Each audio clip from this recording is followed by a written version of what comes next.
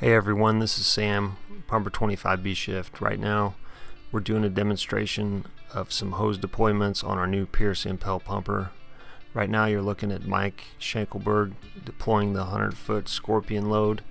It's a 100-foot attack line. It's a new line that we have on our rig that is housed in the bumper of the rig, and it can accommodate a 100-foot section of 1 3/4.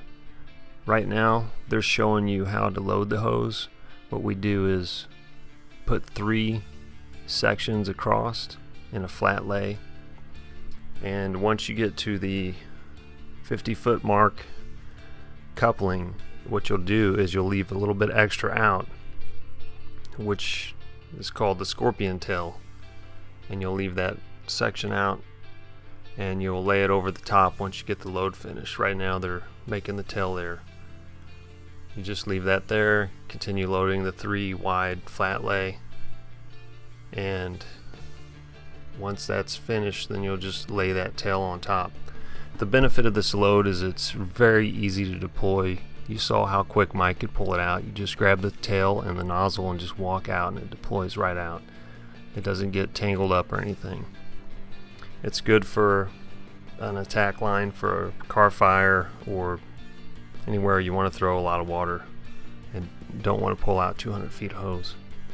So there it is, completed. And next we're going up to the Cleveland steamer, what we like to call the Cleveland steamer.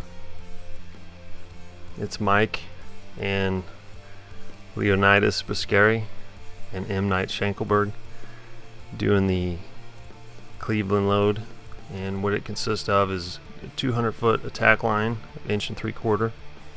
Your first 100 foot is packaged up how they're doing it now with a nozzle in between, and you just put out your arms, make a arm length width, and just start loading it just how you see it. We actually used to use this type of loadout for our high-rise packs years ago, and they switched.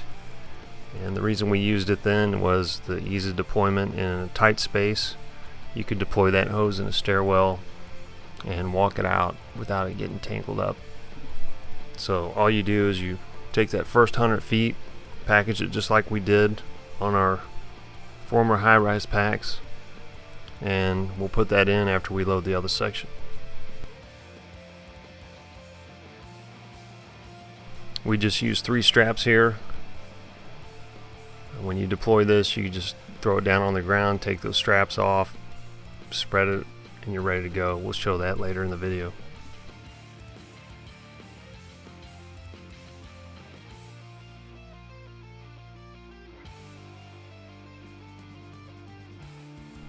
One thing about the 100-foot bumper section, I've used 1 3/4 and boosters on car fires, and I'm leaning towards the booster unless we have heavy fire load, maybe multiple cars, or if it's a semi truck or something else. And the reason being for that is water conservation. You could really dump your pumper out, all 500 gallons, so quick with the 1 3/4. At least with the booster, you have a little more time to work with it, and you don't need to dump so much water out on a car if it's a small car. And water conservation is something that no one ever considers when they're throwing water, but it's something that if you're not connected to a hydrant, you need to keep in mind and make sure that you conserve your water.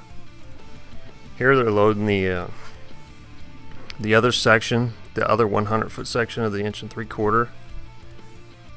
So what you do is you load the 100-foot in a flat lay on one side, and then you put the packaged 100-foot on the other side. And you've seen right there, after Mike got to the 50-foot coupling, what you do is you make a loop on each side of the cross lay. That way you could deploy it from either side. All you do is you grab that loop, grab the 100-foot section that they packaged, and you're off.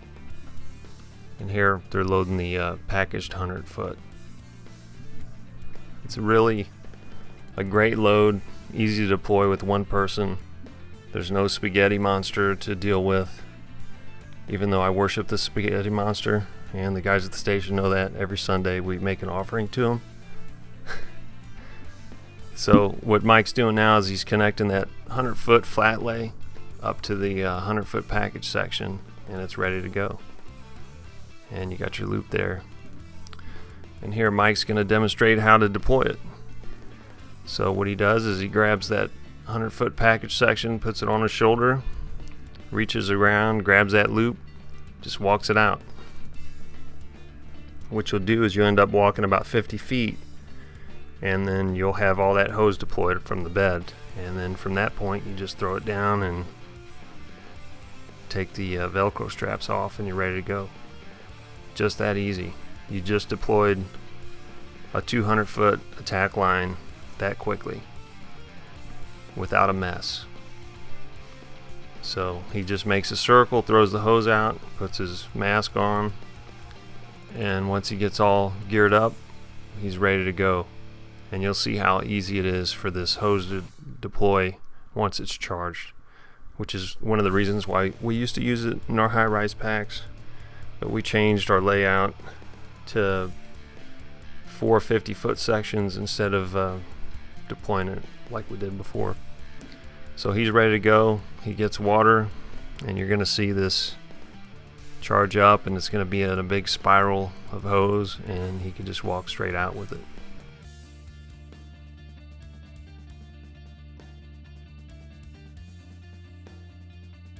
And you could set that in tight space. You could set that in the yard next to the front door or wherever, and just walk straight into the house and not have to worry about people trying to get the line paid out and unkinked. And you just walk forward and it pays out just like that. You can walk through the house. The reason why we're practicing with this is our new pumpers have 3 cross lay sections, so we have an extra hose lay that we could use on our new pumpers. Our E1s only had 2. So here's the back of our pumper and what we have loaded out. We have 2 300-foot attack lines, 1 3/4 inch. We have 1 200-foot 2.5 inch attack line, and then we have standpipe 2.5 or extra hose in a single flat lay on each side, so you could just grab both male ends and walk straight to the standpipe and connect easily. We have a lot of big buildings in our district, so we need that extra hose length.